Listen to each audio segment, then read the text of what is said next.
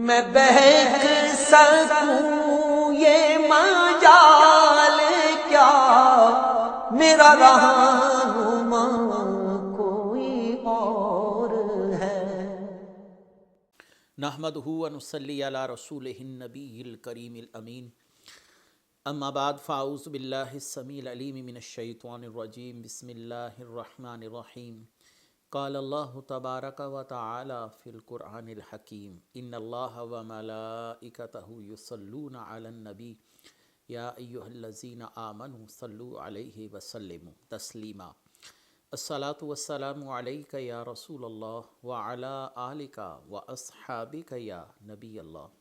اللہ تعالیٰ کی بے حد و حساب حمد و ثنا جان عالم حضرت محمد مصطفیٰ صلی اللہ علیہ وسلم اور آپ کے جمیع آل و اصحاب کی بارگاہ ناز میں درود و سلام کے نذرانوں کے بعد، انتہائی عزت و احترام کے لائق سامعین ذی قدر میرے دینی اور یقینی دوستوں، بزرگوں اور بھائیوں، تفسیر اعجاز القرآن کے اگلے درس کے ساتھ حاضر خدمت ہیں، اور آج انشاءاللہ العزیز 18ویں سپارے کے 5ویں رکوع کی تفسیر بیان کی جائے گی۔ اس کے ساتھ ساتھ یہ سورہ المومنون کا بھی 5واں رکوع ہوگا۔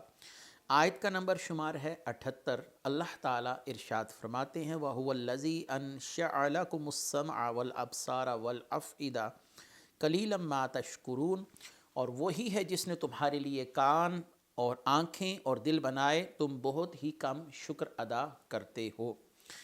اس آیت میں اللہ تعالیٰ نے تمام مخلوق سے خطاب فرمایا، اور مقصود اہل ایمان کو نعمتیں یاد کروانا ہے، اور جبکہ کفار کو متنبہ کرنا ہے کہ اللہ تعالیٰ نے تمہیں اتنی اہم نعمتوں سے مالا مال فرمایا، لیکن تم ان سے کسی قسم کا نفع حاصل نہیں کرتے۔ عمومی طور پر انسان دنیاوی اور دینی جو فوائد ہیں وہ انہی 3 چیزوں سے لیتا ہے، مثلا کان ہے، آنکھیں ہیں، دل ہے، بات کو سنتا ہے، دیکھتا ہے اور سوچتا اور سمجھتا ہے، اور پھر اگلا فیصلہ لیتا ہے۔ یہ قرآن کا حسن ہے کہ اللہ تعالیٰ نے 3 اہم اعضاء جو کہ کسی شخص کے سمجھنے میں یا کسی شخص کی نافرمانی کے حوالے سے اہم کردار ادا کرتے ہیں، ان 3 اعضاء کا یہاں پر تذکرہ فرمایا، اور ان 3 اعضاء کا فائدہ اور نقصان منحصر ہے اللہ تعالیٰ کی معرفت پر یا عدم معرفت پر۔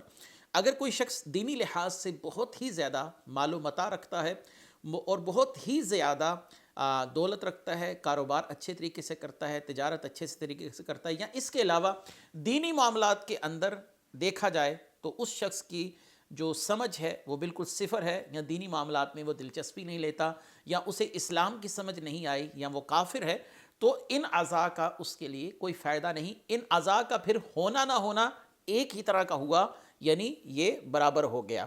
اللہ تبارک و تعالی سورہ الاحقاف آیت نمبر 26 میں فرماتے ہیں وَلَقَدْ مَكَّنَّهُمْ فِي مَا إِن مَكَّنَكُمْ فِيهِ وَجَعَلْنَا لَهُمْ سَمْعًا وَأَبْصَارًا وَأَفْئِدَةً مَا أَغْنَىٰ عَنْهُمْ سَمْعُهُمْ وَلَا أَبْصَارُهُمْ وَلَا أَفْئِدَتُهُمْ مِنْ شَيْءٍ إِذْ كَانُوا يَجْحَدُونَ بِآيَاتِ اللَّهِ وَحَاقَ بِهِمْ مَا كَانُوا بِهِ يَسْتَهْزِئُونَ۔ اور اہل مکہ اللہ کی قسم اور اے اہل مکہ اللہ کی قسم، ہم نے قوم عاد کو دولت اور طاقت پر وہ دسترس عطا فرمائی تھی جو تمہیں نہیں دی۔ ہم نے انہیں کان، آنکھیں اور دل عطا فرمائے تھے، لیکن ان کے کان اور ان کی آنکھیں، ان کے دل ان کے کسی کام نہ آ سکے، کیونکہ وہ اللہ کے روشن دلائل کا انکار کرتے تھے، اور انہیں عذاب نے جکڑ لیا جس کا وہ مذاق اڑایا کرتے تھے۔ اس لیے اللہ تعالیٰ نے ان کو تنبیہ فرمائی ہے قلیلا ما تشکرون، یعنی تم کو ایسی نعمتیں عطا فرمائی کہ کوئی دوسرا تم کو وہ نعمتیں نہیں دے سکتا، پھر بھی ان نعمتوں کے باوجود تم اللہ تعالیٰ کی معرفت اور اللہ تعالیٰ کے راستے سے انحراف کیے ہوئے ہو، پس تمہاری مثال گونگے، بہروں اور جانوروں کی مثل ہے، بلکہ فرمایا اولئک کالانعام بل ہم اضل۔ سیدی اعلیٰ حضرت نے کیا خوب فرمایا ہے کہ دل ہے وہ دل جو تیری یاد سے معمور رہا، سر ہے وہ سر جو تیرے قدموں پہ قربان گیا، یعنی دل، اعضاء، آنکھیں، سماعت، بصارت، ان تمام چیزوں کا مقصد اللہ رسول کی اطاعت، اللہ رسول سے محبت ہے، اور اگر ان چیزوں کے ہوتے ہوئے آپ اس مقصد میں کامیاب نہیں تو سمجھ لیجئے کہ آپ کے اعضاء ہونا نہ ہونا یہ اللہ کی بارگاہ میں برابر ہے، جیسا کہ میں نے سورہ الاحقاف کی آیت نمبر 26 آپ کے سامنے بیان فرمائی۔ آگے ارشاد فرمایا وَهُوَ الَّذِي زَرَعَكُمْ فِي الْأَرْضِ وَإِلَيْهِ تُحْشَرُونَ وَهُوَ الَّذِي يُحْيِي وَيُمِيتُ وَلَهُ اخْتِلَافُ اللَّيْلِ وَالنَّهَارِ أَفَلَا تَعْقِلُونَ، اور وہی ہے جس نے تمہیں زمین میں پھیلایا اور اس کی طرف تمہیں اٹھایا جائے گا، وہی زندگی دیتا ہے، وہی موت دیتا ہے، رات اور دن کا تبدیل ہونا اسی کے اختیار میں ہے، تو کیا تم سمجھتے نہیں ہو؟ وہی رب ہے جس نے تمہیں پیدا کیا، پھر انسان کے ازدواجی تعلق کے بعد انسان کی جو اگلی نسل ہے اس کو سلسلہ شروع کیا اور اس کی بقا کا ذریعہ بنایا انسان کے معاملات کو، آپسی ازدواجی تعلقات کو، اور یہاں پر دو نطفوں کے ملنے کا ایک اشارہ دیا جا رہا ہے۔ انسان دو نطفوں سے مل کر بنتا ہے۔ اللہ تعالیٰ نے فرمایا خلقنا الانسان من نطفۃ امشاج، ہم نے انسان کو ملے ہوئے دو نطفوں سے پیدا کیا۔ اب وہ رب جو آپ کو بے جان پانی کے قطرے سے پیدا کر کر اس میں سماعتیں، بصارتیں، سوچ سمجھ، بولنا، تمام چیزیں اللہ تعالیٰ اس پر پیدا کرنے پر قادر ہے، تو پھر وہ اللہ تبارک و تعالیٰ تمہاری ہڈیوں پر گوشت چڑھا کر اور اس میں دوبارہ سماعت اور بصارت پیدا کر کر تمہارے وجود کو کیوں کھڑا نہیں کر سکتا؟ کسی چیز کو پہلی بار بنانا یہ قدرے مشکل کام ہے بنسبت اس کے کہ کوئی چیز پہلے سے موجود ہو اور اس کی ریپیئر مینٹیننس کر دی جائے۔ تو یہاں پر اللہ تبارک و تعالیٰ نے فرمایا قرآن کریم سورہ قاف کے اندر افعینا بالخلق الاول، کیا ہم تمہیں پہلی بار بنا کر تھک گئے ہیں جو دوسری بار نہیں بنا سکتے؟ پہلی بار بنانا ہی یہ عقل سے ماورا ہے، سوچ اس بات کو کیسے قبول کرے کہ دو پانی کے بے جان نطفوں میں اللہ تعالیٰ نے حیات، ادراک، شعور، بولنا، کھانا، پینا، چلنا، سمجھنا، تمام چیزوں کے احساسات، تمام چیزوں کے خواص پیدا فرما دیے۔ یہ اللہ تعالیٰ کی قدرت کاملہ ہے۔ تو اللہ تعالیٰ نے فرمایا وَهُوَ الَّذِي زَرَعَكُمْ فِي الْأَرْضِ وَإِلَيْهِ تُحْشَرُونَ، اسی نے تمہیں زمین میں پھیلایا، تمہاری نسل کو بقا اسی کے فضل سے ہے، اور پھر اس کے بعد تمہیں اٹھایا جائے گا۔ تو پہلی ابتدائی حالت کو بتا کر آخری حالت کی طرف ان کفار کی توجہ دلائی جا رہی کہ تم یہ سمجھتے ہو کہ کوئی انسان مر گیا، مٹی ہو گیا، اس کی ہڈیاں بوسیدہ ہو گئیں تو وہ کیسے اٹھایا جائے گا؟ وہ رب جو تمہیں پہلی بار پیدا کرنے پر قادر ہے وہ دوسری بار اٹھائے جانے پر کیوں قادر نہیں ہو سکتا؟ اس کے قبضہ قدرت میں ہر شے ہے۔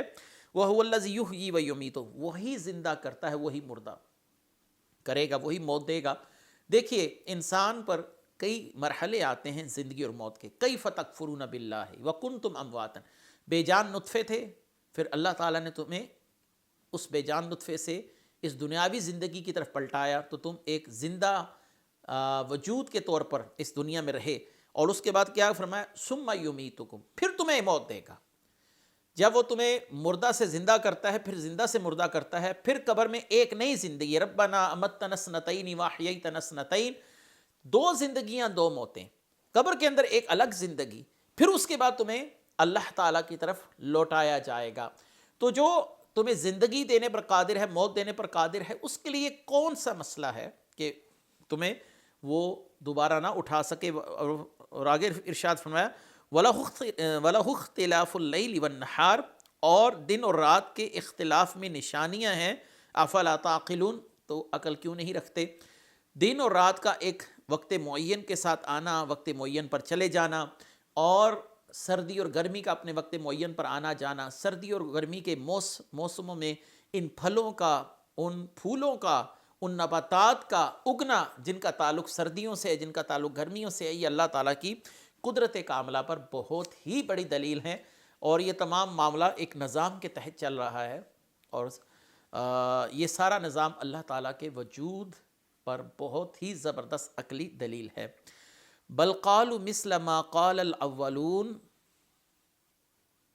قالوا اذا متنا وكنا ترابا وعظاما ائنا لمبعوثون لقد وعدنا نحن وآباؤنا هذا من قبل ان هذا الا اساطیر الاولین، بلکہ انہوں نے وہی بات کہی جو پہلے والے کہتے تھے، اور انہوں نے کہا کہ کیا جب ہم مر جائیں گے اور مٹی اور ہڈیاں ہو جائیں گے تو پھر کیا ہم اٹھائے جائیں گے؟ بے شک ہمیں اور ہم سے پہلے باپ دادا کو یہ وعدہ دیا گیا، یہ تو صرف پہلے لوگوں کی جھوٹی داستانیں ہیں۔ وہ بات جو میں ابھی پہلے عرض کر آیا، چونکہ کفار مرنے کے بعد ایک نئی زندگی اور مرنے کے بعد اٹھائے جانے کا انکار کرتے تھے تو اللہ تبارک و تعالیٰ نے فرمایا یہ پہلوں کی بات کر رہے ہیں کہ ان کے باپ دادا بھی یہی باتیں کرتے رہے اور یہ اب ان کی اندھی تقلید میں وہی باتیں کر رہے ہیں. ان کے پاس کوئی علمی دلیل نہیں ہے، ان کے پاس کوئی اللہ تبارک و تعالیٰ کی طرف سے بھیجی گئی برہان نہیں ہے، کسی نبی کا فرمان نہیں ہے. جو کچھ ہے فقط اپنے باپ داداؤں کی اندھی تقلید اور اندھی پیروی ہے. اور ان کے پاس کیا تھا؟ ان کے پاس اپنے آباء و اجداد کی اندھی تقلید تھی. اور ان کے پاس کیا تھا؟ ان کے پاس اپنے آباء و اجداد کی اندھی تقلید تھی. یعنی یہ نقطہ کہاں جا کر منتہا ہوگا؟ کسی کی سمجھ پر، کسی کی عقل پر. اور یہ عقل اور سمجھ گمراہی کی عقل اور سمجھ ہے کہ جو نسل در نسل منتقل ہوتی رہی، لیکن ان لوگوں کے پاس کوئی ایسی علمی دلیل نہیں تھی جس سے یہ ثابت کر سکتے کہ واقعی یہ ہمارے پاس دلیل ہے، ہم اسے ثابت کر سکتے ہیں. فقط یہی کہ ہمارے باپ دادا نے ہمیں یہ کہا تھا. تو اس اندھی تقلید کا منکرین حشر کا رد کر دیا گیا اور آگے ان کی بات کو بیان کیا گیا کہ وہ کہتے ہیں ہم کیسے اٹھائے جائیں گے. اور یہ کیا ہے؟ یہ پہلوں کی کہانیاں ہیں. پہلوں کی کہانیاں یعنی یہ انبیاء علیہم السلام اپنی قوموں کو بتاتے آئے ہیں، انہوں نے اسے پہلوں کی کہانیاں کہہ کر ٹال دیا ہے. اور آگے ہے قُل لِّمَنِ الْأَرْضُ وَمَنْ فِيهَا إِن كُنتُمْ تَعْلَمُونَ سَيَقُولُونَ لِلَّهِ قُلْ أَفَلَا تَذَكَّرُونَ. تم فرماؤ زمین اور جو کچھ اس میں ہے وہ سب کس کا ہے اگر تم جانتے ہو؟ اب کہیں گے اللہ کا. تم فرماؤ تو کیا تم نصیحت حاصل نہیں کرتے؟ یعنی کفار کی اس بات کا رد فرمانے اور ان پر حجت قائم کرنے کے لیے اللہ تعالیٰ نے فرمایا محبوب صلی اللہ علیہ وسلم یہ اگر اس طریقے سے بات کو تسلیم نہیں کرتے تو چلے آپ ان سے یہ پوچھ لیجئے کہ زمین و آسمان میں جو کچھ ہے وہ سب کچھ کس کا ہے اگر تم جانتے ہو. تو یقیناً ان کے پاس اس کے علاوہ کوئی جواب نہیں ہوگا، یہ سب کچھ اللہ کا، کیونکہ ان کے دل جانتے تھے کہ جس مٹی کے مجسمے کو ہم نے اپنے ہاتھوں سے تیار کیا وہ خود اتنا عاجز اور بے بس ہے کہ اس کے سامنے سے اگر مکھی جو ہے وہ مٹھائی اٹھا کر لے جائے تو وہ اسے لانے پر قادر نہیں. سیقولون، تو اب کیا کہیں گے؟ کفار کی طرف سے اب جواب دیا جانا جو ہے اس کو بھی بیان کیا جا رہا ہے کہ اللہ نے پہلے اپنے محبوب صلی اللہ علیہ وسلم کو مطلع فرما دیا اس سوال کے جواب میں. ان قریب کافر کہیں گے ان کا خالق و مالک اللہ ہے، کیونکہ اس کے علاوہ کوئی اور جواب ہے ہی نہیں، ان کے پاس جواب دے ہی نہیں سکتے. مشرکین اللہ تعالیٰ کے خالق ہونے کا اقرار بھی کرتے تھے. جب وہ یہ جواب دیں تو اے حبیب آپ ان سے فرمائیے پھر تم غور و فکر کیوں نہیں کرتے جب وہ کسی شے کو پہلی بار پیدا کر سکتا ہے، زمین و آسمان کو پہلی بار پیدا کر سکتا ہے، زمین سے نباتات نکال سکتا ہے اور ایک ہی درخت پر مختلف ذائقے کے جو پھل ہیں، مثلا ایک ہی شاخ پر میٹھا آم ہے، اسی شاخ پر کھٹا آم لگا ہوا ہے، ایک ہی شاخ پر مختلف ذائقوں کا ایک ہی پھل لگا ہوا ہے. تو جب وہ اس بات پر قادر ہے کہ ایک ہی بارش سے مختلف نوعیت کے پھل اگا دے، ایک ہی بارش سے مختلف حیت کے پھل اگا دے، تو پھر اس کے لیے کون سا امر مشکل ہوگا؟ زمین مردہ ہے اور بارش اس پر برس کر اس کو زندہ کر دیتی ہے، اس میں ہریالی کے آثار پیدا ہو جاتے ہیں، زندگی کے آثار پیدا ہو جاتے ہیں. تو اسی زمین سے تمہیں زندہ کر نکالنا اس کے لیے کون سا مشکل معاملہ ہے؟ آگے ہے قل من رب السماوات السبع ورب العرش العظیم سیقولون للہ قل افلا تتقون. تم فرماؤ ساتوں آسمانوں کا مالک اور عرش عظیم کا مالک کون ہے؟ اب کہیں گے یہ اللہ ہی کا ہے. تو فرماؤ تو کیا تم ڈرتے نہیں؟ اس سے پہلے آیات میں کفار سے ایک الگ سوال کیا گیا، اب دوسرا سوال کیا جا رہا ہے کہ آسمان اور عرش عظیم کا مالک کون ہے. تو کفار کی عقل تھک جائے گی، نتیجتاً انہیں یہ بات کہنی پڑے گی. اگر وہ کہتے نہیں تو ان کے دل مانتے ہیں کہ ان تمام کا مالک اور خالق کون ہے؟ اللہ تبارک و تعالی.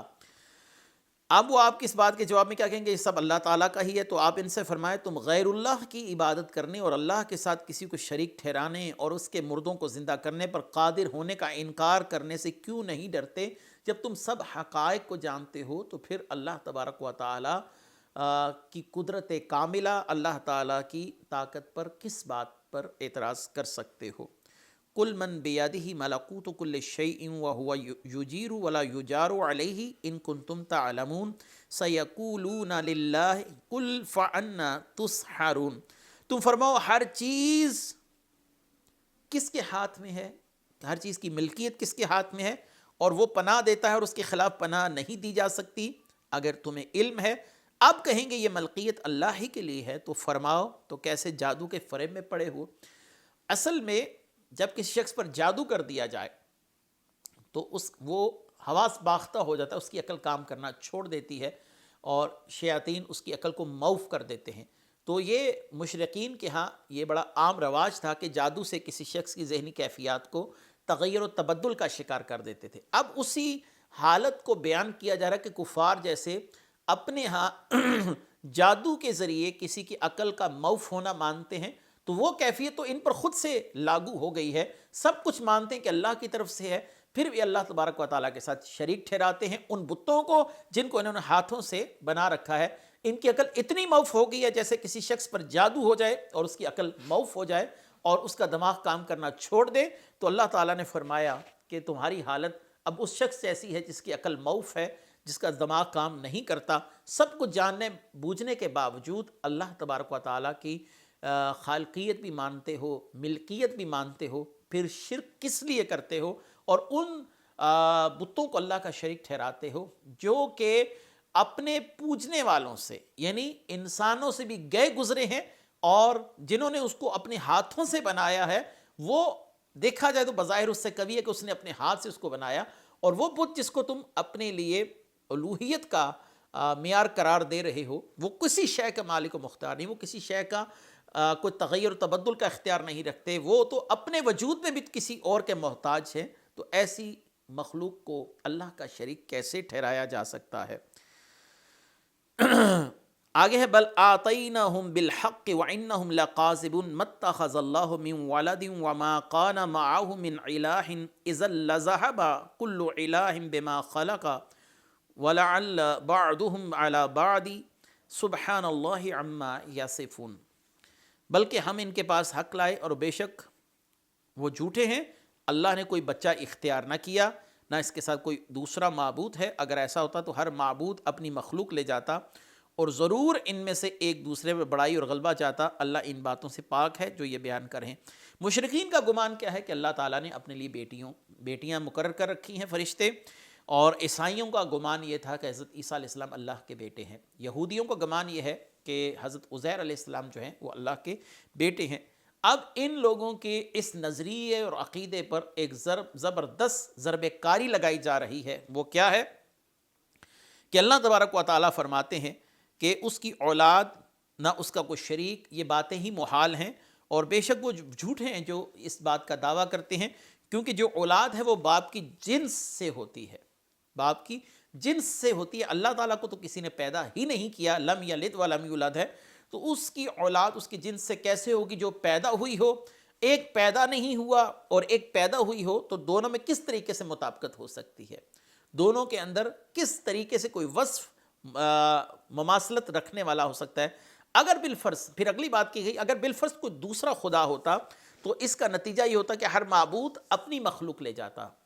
ایک معبود کہتا ہے یہ اتنی مخلوق میری عبادت کرے گی، دوسرا کہتا یہ مخلوق میری عبادت کرے گی، اور اسے دوسرے کے تحت تصرف نہ چھوڑتا، اور ضرور ان میں سے ایک دوسرے میں بڑائی و غلبہ چاہتا۔ ایک چاہتا کہ میں یہ کام کروں، دوسرا چاہتا میں یہ کام کروں، اور کائنات کا سارا نظام درم برہم ہو جاتا۔ تمام چیزوں کا ایک طریقے کے ساتھ چلنا، تمام چیزوں کا وجود اپنے آپ میں ایک نظام کے تحت چلنے سے یہ بات واضح ہو رہی ہے کہ اللہ تبارک و تعالیٰ وحدہ لا شریک ہے، کوئی دوسرا خدا نہیں ہے۔ اگر کائنات کا نظام تباہ نہیں ہوا تو اس کا معنی سیدھا سیدھا یہی ہے، وہی وحدہ لا شریک ہے، کائنات اس کے علاوہ کوئی الہ نہیں ہے۔ اگر ہوتا تو کائنات کا نظام اس وقت تک درم برہم ہو گیا ہوتا۔ یہ صدیوں سے سائنس نے کہا لاکھوں سال سے کائنات چل رہی ہے، کوئی کہتے ہیں ہزاروں سال سے چل رہی ہے، کوئی کہتے ہیں کئی صدیوں سے چل رہی ہے۔ یہ اپنے اپنے مفروضے ہیں، کب سے کائنات چل رہی ہے، کب تک چلے گی، لیکن کائنات کا تمام سلسلہ ایک رب کے ساتھ چلنا، سورج چاند ستارے، سردی گرمی کا موسم، رات دن، تمام چیزوں کا اپنے اپنے مقام پر آنا جانا، یہ اللہ وحدہ لا شریک کے وحدہ لا شریک ہونے کی سب سے بڑی دلیل ہے۔ اور اگر ایسا نہ ہوتا تو کائنات ابھی قائم و دائم نہ ہوتی، تباہ و برباد ہو چکی ہوتی۔ عالم الغیب والشہادۃ فتعالی عما یشرکون، اور وہ اللہ ہر پوشیدہ اور ظاہر بات کا جاننے والا ہے، تو وہ اس سے بلند ہے جو وہ شریک ٹھہراتے ہیں۔ یعنی اللہ کی شان یہ کہ وہ ہر پوشیدہ بات اور ظاہر بات کو جاننے والا ہے، یعنی جو مخلوق سے پوشیدہ ہے یا مخلوق پر ظاہر، تو ایسا علم والا خدا ان بتوں کا شریک کیسے ہو سکتا ہے جن میں شعور نام کی کوئی چیز ہی نہیں ہے، جن کے اندر سوچنے سمجھنے کی صلاحیت ہی مفقود ہے، جو ظاہر اور باطن کوئی بات نہیں جانتے، جو رب چھپی ہوئی بات کو جانتا ہے، جو 7 تہوں کے نیچے کے راز جانتا ہے، جو دلوں کی کیفیات پر مطلع ہے، اس کو ایسے بتوں کے ساتھ ملا دینا یا برابر ٹھہرانا کہ جو عقل و شعور سے عاری ہیں، نہ دیکھ سکتے ہیں، نہ سن سکتے ہیں، نہ پکڑ سکتے ہیں۔ حضرت ابراہیم علیہ السلام نے اپنے چچا سے کیا کہا تھا؟ لما تعبدوا ما لا يسمع ولا يبصر ولا يغني عنك شيئا، کہ آپ ایسے بتوں کی پرستش کیوں کرتے ہیں جو نہ دیکھ سکتا ہے، نہ پکڑ سکتا ہے، نہ سن سکتا ہے، نہ مشکل دور کر سکتا ہے؟ تو وہ کیسے برابر ہو سکتا ہے خدا وحدہ لا شریک کے؟ اس کے ساتھ ہی آج کا ہمارا درس اختتام پذیر ہوا۔ انشاءاللہ اگلے درس کے ساتھ پھر حاضر خدمت ہوں گے۔ وآخر دعوانا ان الحمدللہ رب العالمین۔ میں بہک سکوں یہ مجال کیا، میرا رہنما